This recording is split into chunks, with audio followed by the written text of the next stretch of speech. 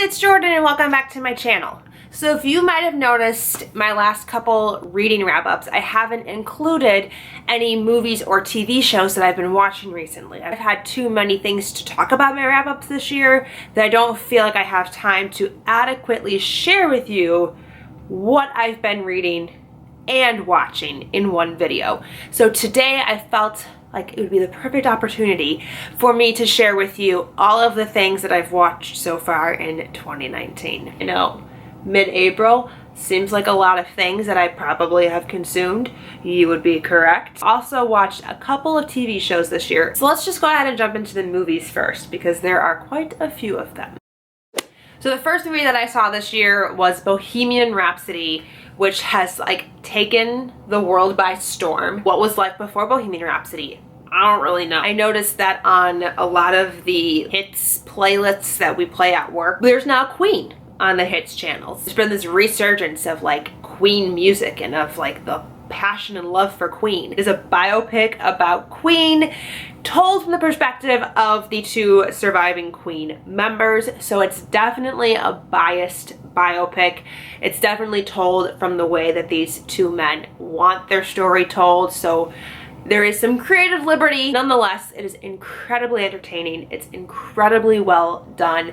These actors are just so talented. It's won Oscars, so obviously it's phenomenal. Rami Malek just dead. So amazing. I'm on the floor. I could not believe how well he did. I mean, I really did enjoy this. I wouldn't say it's the most upbeat, happy film. It definitely shed a light on how difficult and how challenging Freddie Mercury's life in the spotlight was. Now we've got Rocket Man coming out later this year, which is a biopic about Elton John. So who knows what other biopics of famous rock musicians we'll see in the future. Now we're gonna jump into the movies that I saw in March. The first movie I'm gonna talk about from March is Instant Family. It is about the foster care system and about these two parents who decide to adopt a who decide to host a foster family, and they initially were going in with the idea of fostering one child, and they leave with a family of 3 children, and it's them struggling with trying to raise these kids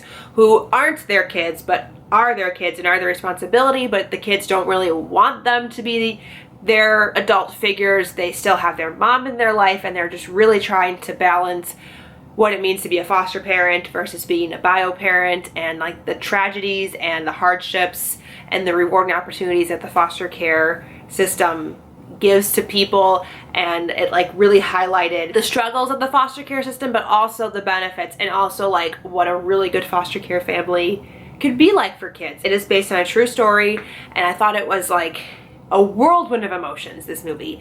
You think it's going to be a comedy, or at least I thought it was going to be a comedy based on the trailers, but it's really this roller coaster of highs and lows, and expecting for there to be so many different emotional pulls. I was just thinking it was going to be funny. There are issues with it for sure, but it is based on a real story, and I don't know, I really enjoyed it. Sorry friends, my camera overheated, so I had to take a little bit of a filming break, and I have no idea what we were talking about, so we're just gonna jump right into the next movie that I saw, which was Pitch Perfect 3. I cannot believe it's taking me this long to watch Pitch Perfect 3. I don't know what I was waiting for because we've had it since it came out. I finally watched it, and I think it might be a favorite Pitch Perfect movie. I really loved the song choices in this one. I thought it was so funny. It had this very odd taken hostage plot line, but it worked for me and I really liked it. Personally, I also had my favorite group number that they've ever had in a Pitch Perfect movie, which is the one at the US Air Base. It is Cheap Thrills by Sia. I loved their rendition of Cheap Thrills, and I just really liked the way that they changed Becca's character in this movie. She has this passion and this just free-spirited, I don't know, just you can tell when she's singing this movie, it's just a different kind of singing than she's done in the past 2 movies. She just seems so happy and so carefree and just so in love with the performing side of music. See the progress of where she's come through the 3 movies and to see how much she's like fallen in love with it, with the performing. And I really just like loved seeing the growth of little baby Becca, and I loved what happened with her storyline at the end of this movie. I was so happy for her, and I loved the like sisterhood bonding moment at the end where with Becca's performance. It was so touching. I also did a Britney song in this movie. It did Toxic, which classic. I also really thought that like Becca's hair was on point in this movie. Next movie that I have to talk about is A Star is Born, which, I watched this movie because, I mean, it was literally everywhere. I was like, I need to watch this movie. I enjoyed it for like the majority of the movie. It's very, very sad. I thought that Lady Gaga and Bradley Cooper did fantastic. Bradley Cooper is very talented. Lady Gaga, of course, did incredible. She looked beautiful in this movie. She looked so natural and so toned down. I did not like the ending of this movie. I've heard from people that it's different from the ending of the 70s version with Barbra Streisand. To be honest, while watching this movie, I definitely thought that that was going to be how this one ended as well. And I haven't even seen the Barbra Streisand version. And I felt like it would have been really suited to the movie. It would have felt really appropriate. It would have been really seamless, and they went in a different direction, and it made me really uncomfortable, and I really didn't like it, and it really upset me, and I just felt like it was, I don't know, I didn't like it. You're all fine and dandy until that scene, and I am definitely interested to now go back at some point and see the 70s version of it, because I would like to see how the endings differ. Next movie that I saw was Spider-Man Into the Spider-Verse. It has like a very trippy animation style to it. But then once it had come out, there were so many people that were talking about how amazing it was, and then it was nominated for or won an Academy Award for Best Animated Feature, and I was like, well, now I really have to watch this. Now I really need to check out and see what it's all about. I was pleasantly like very surprised by how much I enjoyed this. I thought the art style was fantastic. I felt like I was in a comic book.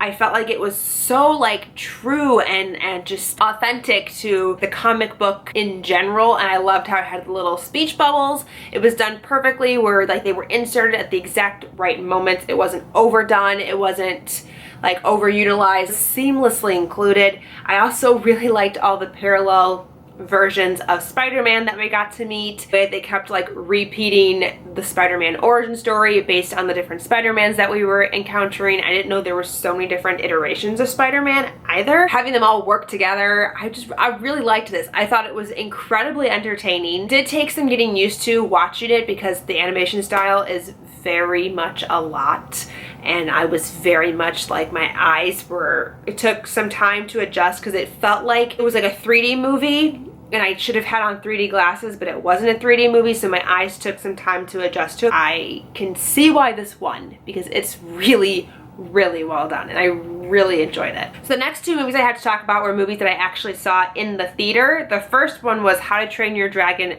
3: Hidden World. Oh man, it was just the most pure, beautiful, happy, sad, touching, familial cry fest that I've had. Toothless and Hiccup's relationship and their friendship and how much they love each other and care about each other, and they're just like best friends, and it just made me so emotional about my own cats. Like the whole time I was watching this movie, I could not wait to go home to just cuddle my cats and tell them how much I loved them and how much they mean to me and how much they're part of my family, and just like how much I love them and I'm obsessed with them. Little beautiful animated creatures on the screen. I loved it so much. It just felt so full circle. It was such a perfect conclusion to this trilogy. I couldn't have asked for anything better. It is 100% my favorite movie that I've seen so far this year. Cannot wait to watch this on repeat over and over and over again when it comes out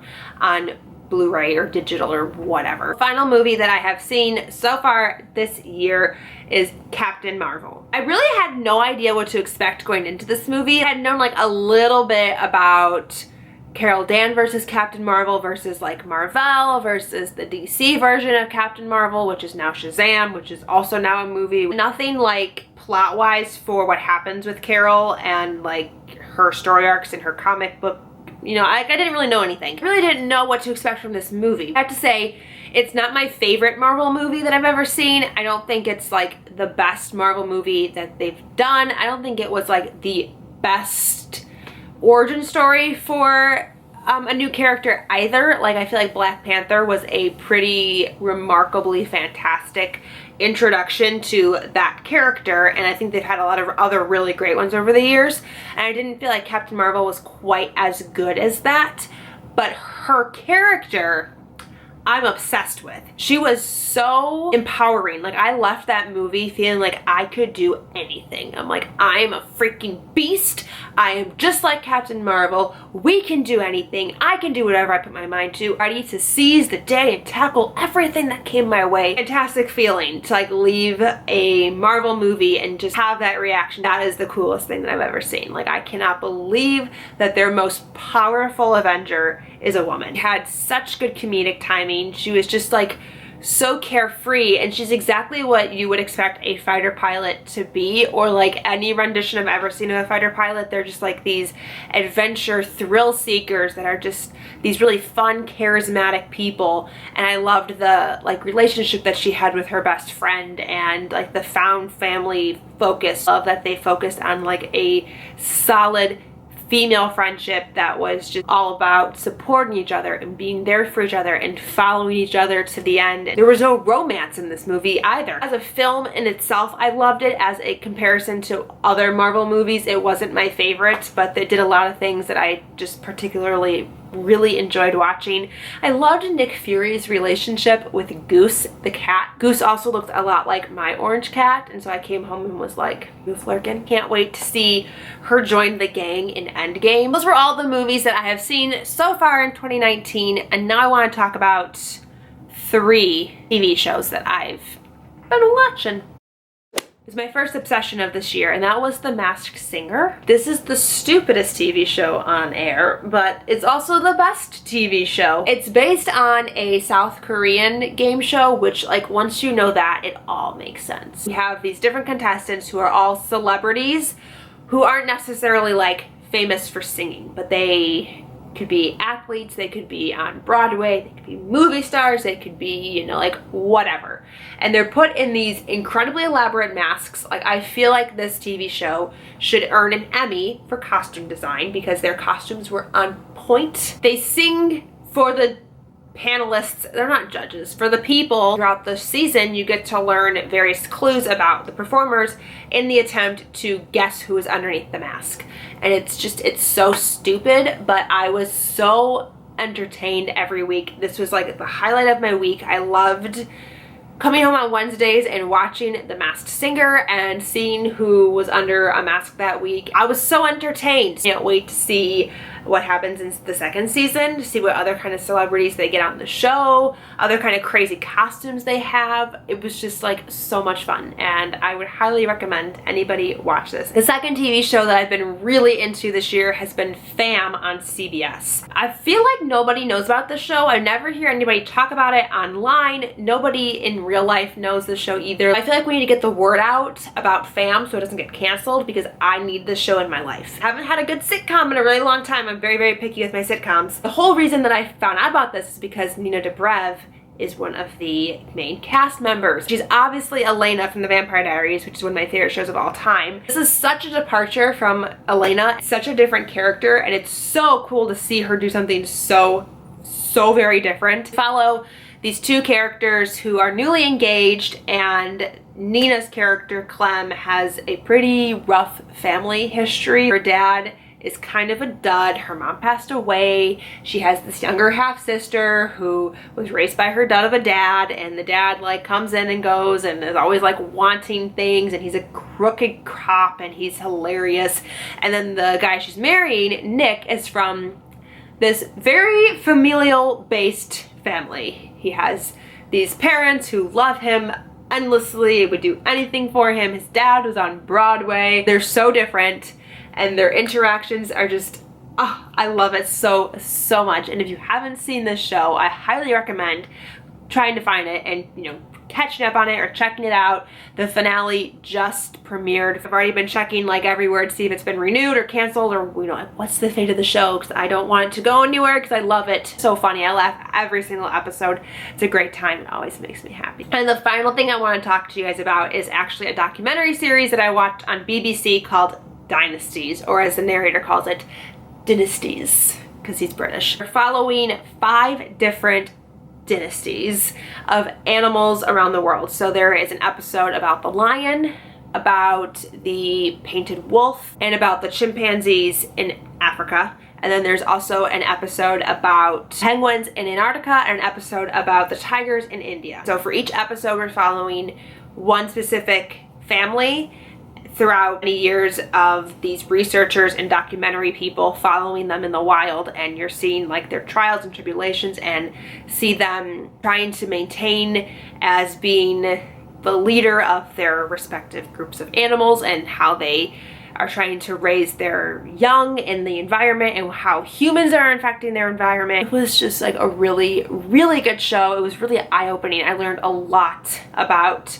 these 5 animals. Like, I thought I knew a lot about lions and penguins and tigers because they're pretty common animals, but I didn't, and I learned a lot about them. I also became enraged watching the lion episode because of how humans interact with lions. I could not believe what these lions go through because of human interaction. I also learned about this animal called a painted wolf I'd never heard of before, but they're these beautiful canines. It was so educational and it was beautifully shot, and all these animals are just gorgeous. I almost cried during the penguin episode. I did cry during the lion episode. I think I almost cried during all of the episodes actually. I would love for them to do another season in the future focusing on 5 more endangered animals so that we can see other kind of things other animals around the world go through that are endangered and are being threatened by humans. So that is it. Those are all of the things that I have consumed with my eyeballs that were not books in the first couple of months of 2019. I almost said 2014. What planet am I living on? If you've watched any of these movies or seen any of these TV shows, please tell me what you thought of them in the comments down below. I'd love to chat with you. Thank you guys so much for watching. Until next time, I'll talk to you very soon. Bye!